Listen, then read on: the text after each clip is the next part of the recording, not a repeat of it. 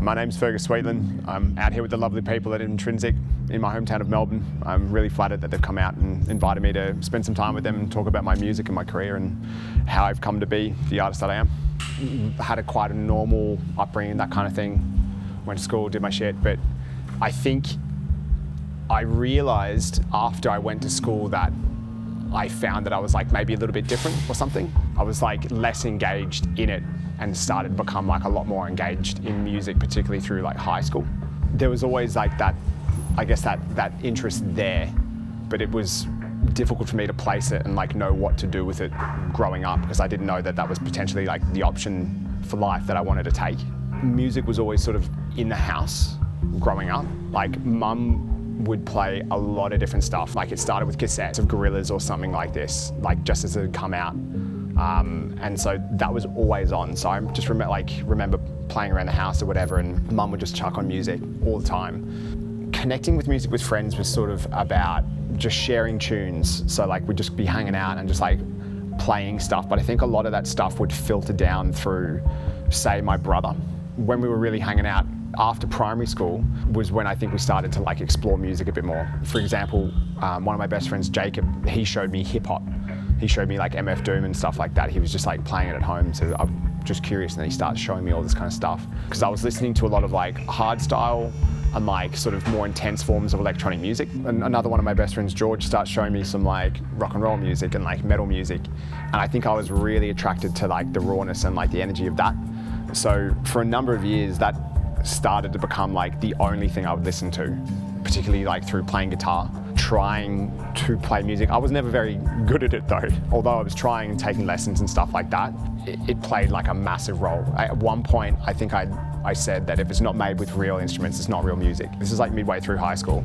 It was about when I was like 16, I remember a friend showed me FL Studio, and like instantly I was attached onto that, because I played like a lot of games, like computer games growing up. So for me, it was like the perfect crossover of, it's like playing a video game, but you're making sounds with it. But around the time I was getting into electronic music was when the guy who showed me heavy metal even was like, dude, you need to check out some electronic music. I distinctly remember when a friend had showed me Robot Rock by Daft Punk, and then I think it was New Year's Eve, and I was down at Lawn staying with some friends. Again, they put on Alive 2007. I think it's the only CD that we had to listen to that over New Year's. So for like 2 or 3 days, that's the only thing we'd listen to, like cover to cover. And that for me was like fucking mind blowing. Since then, that's sort of aligned with the time that I was checking out FL Studio for the first time. So I remember like I just stopped picking up the guitar. Like I was just absolutely obsessed. But I wasn't going out so much. Like I was actually kind of intimidated by going out. I was more introverted. Although my friends were starting to go to festivals, like I was a bit more interested in producing rather than DJing or going out and partying and that kind of stuff. I think we dipped our toes once into techno in a club in Melbourne before we ever went to a festival, which was we went to see Devious One play at Liberty Social Club. So like he was still playing vinyls and CDJs at that time, so like there wasn't too many people there, just proper basement gig, and that was really fucking cool. One guy I was obsessed with at the time was Kink, and so we saw that he was playing at Strawberry Fields. At that time, my brother and his group of friends, they were going to Rainbow Serpent and they were going to Strawberry Fields, and they were going out and doing that kind of thing. Let's all go. So that's, I think I was like 19 or 20 or something like that, maybe 18, and then we went. That was a total game changer, because suddenly you're hearing music in like full clarity on these like gigantic Function 1 systems in the middle of the bush. Getting the context of hearing that music on like a big set of speakers in the context of like a proper rave where the crowd's going nuts and like all that kind of stuff, and like you're with it for a couple of days, that was mind-blowing. Like probably like 20 or something, and I have the conversation with my parents being like, I don't want to be an engineer, I want to DJ and like make music. So that's when I started playing a lot more clubs around Australia, a lot more clubs in Melbourne. I was playing shit like from Chris Wadsworth or Groove Armada, like their house stuff is absolutely phenomenal. Exploring a lot of that and like listening to a lot of that at these like festivals we were going to. And we got drips of techno at the festivals, like through DJs that were coming through, like particularly Strawberry Fields 2015, which is the first time I actually got to play there, which was really fun. But it was like Peter Van Hosen, for example, like played some fucking mind-blowing set, and like this is all like really fucking cool. But the thing that switched for me, which was like the major milestone, was going to Rainbow Serpent. It gets to the Sunday where they always like book someone from Oscar Ton, and then Marcel Detman's coming on, and I'm like, I had zero expectations of like what his sound would be. Like, I didn't even know the guy. I didn't even know what Berghain was. I didn't really know what proper techno was. And then he starts playing, and it was just fucking game changing. Like, on the spot, like I knew this was something special. Like, I was instantly just drawn to it. But I think it's just the context of having him play the sort of eclectic style that he does, where he brings in all these other influences and plays like a whole range of music in the context of techno, was like really, really, really, really important for me, because it's like, okay, this is how I want to play music. I remember turning to my friend Jacob and just saying, I'm done with making house music. Like, I just want to do techno from here on out. This is 100% me. Yeah, so first time I went over to Europe was 2017, and like a big part of this for me was, I guess, like getting a lay of the land, seeing if I'd enjoyed it. So obviously a part of that for me was going to Berghain for the first time. It wasn't like a long trip, it was maybe like 4 months or something like that, but it was kind of eye-opening in the sense of just like seeing how other people party. There was like a couple of memorable ones, like going to Fort Festival in Portugal, seeing Devious One and Jeff Mills like in a, like literally an old fort on the top of a hill, was fucking crazy experience. But going to Berghain for the first time was like a moment, because I'd heard about this place and like I'd built it up in my mind, and it didn't disappoint. It was just insanely good fun. I think that whole trip for me was like, yeah, getting a feel if I like it, and just like, I think it just cemented the fact that this is something I really, really, really, really, really want to do. The first time I heard my stuff being played overseas, I was at this tiny little festival called Vinklum in Portugal, and like just randomly one of the guys was playing one of my Haze tracks. I kind of go up to the booth, I'm like, fucking like, yo, like this is cool. I didn't really realize that people play my stuff. It's only on like my more recent like actual move over there where I started to hear my stuff being played by other people at clubs. You hear about it for the longest time, you hear that people are playing it, and yeah, to actually experience it the first time was insanely rewarding. Like it's cool.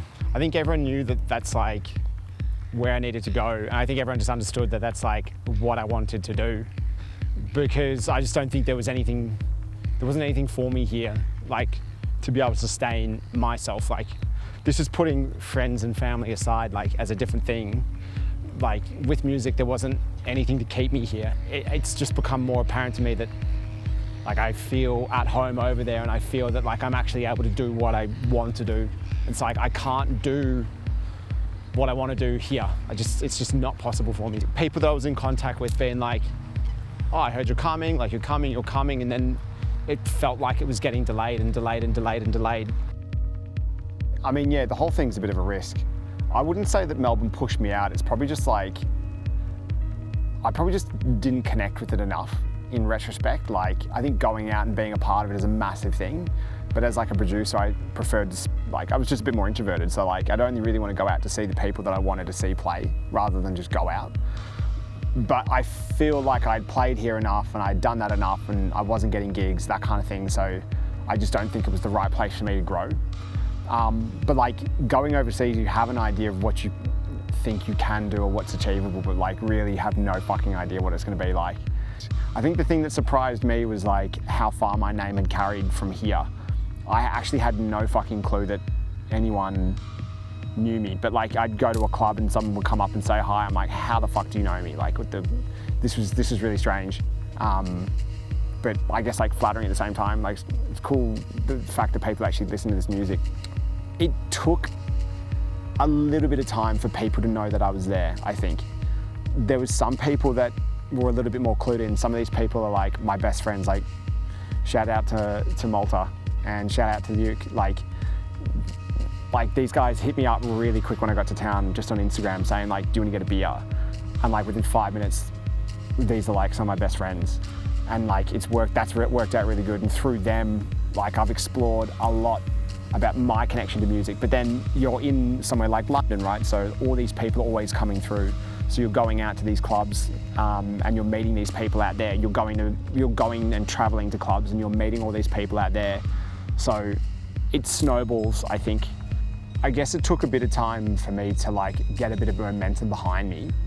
I think that comes through letting people know like you're actually there. But then once you've started to meet a few people, then it starts to sort of happen. Like since moving over, I've played at Fold, I've played at Berghain down in Zoila, I've played at Fabric, I'm going to play at Stone Techno Festival. Like all these crazy things are happening. Like as soon as I get back to London, I go to Johannesburg and then it's to Athens, and like it's really exciting. Like it's actually really exciting that people are sort of starting to take a bit more notice of the music, but like also opportunities through releasing music. I'm absolutely chuffed, like super happy and like grateful and all this kind of stuff. But I know that the music is like popular here. I just think it's like an interesting time for the music in general. Like there's a lot of young producers and this kind of stuff all popping up, and it's an interesting time for that to happen, right? Because things like social media are an important part of all of this in terms of like self-promotion, but in terms of like how we get influenced over here, or how like the people here in Australia do get influenced. I think it's like a fine line because it can cross over into some like dangerous territory. If you're absorbing everything that's happening based on popularity, it might force people into thinking that this is what you need to do to get popular or to get more gigs or something like that, is to like do these sounds that are popular right now. And I think that can be a trap. I think it's more important to like, sure, you can get influenced by whatever is happening around you. I think that's important. But I think it's also important to be able to put that through your own filter and to actually like not just copy something that is popular. I think like if you want to do it for popularity or whatever, then I think your heart's in the wrong place. Like, and bending your creativity just to suit what you think other people might like. I think people really want to hear something different and hear something new, but it just means that you've got to take a risk at like making that and doing that. And actually, I think giving like not worrying about it is probably going to be better for you, because if as soon as you don't give a fuck and you start just making whatever it is that you want to make, I think that's when people will actually look at you and be like, holy shit, this is something different and something really interesting and new. And I think that is really important for the music right now. People are already hearing enough of the stuff that's already popular, and so therefore I think people really do want to hear something new. And as we close, is there anyone that you'd like to thank and shout out from anywhere in the world? Yeah, that bird. Yeah, fuck. Like my mum and my dad, like they've been supportive from the whole way through. Like I couldn't do that without them. Like, so shouting out them, like my brother, all my best friends, like there's a lot of them. There's probably too many to name. And but they know who they are. Like all the people that I've met overseas, like, fuck. Yeah, shouts out Malta, shouts out Uke, shouts out Yulin, shouts out Jacob, Franca, fucking Jenny, shouts out Mo, shouts out Bailey, like, all these people. Shouts out Andy, shouts out Nuno, Arthur, Leo, fucking Joan, some friends back here like Jacob Das, Jack, Gaz, Matt, Pat. Yeah, it goes on. Like everyone has been super fucking supportive, and like everyone is helping me understand what part I play in this, and it's something that I haven't really been aware of up until maybe a year ago or something like that. So they've always been at my side, they've always been at my back. Oh, shouts out Xander, shouts out Connor, shouts out Jack, shouts out Pete, fuck. Yeah, it goes on. Thank you.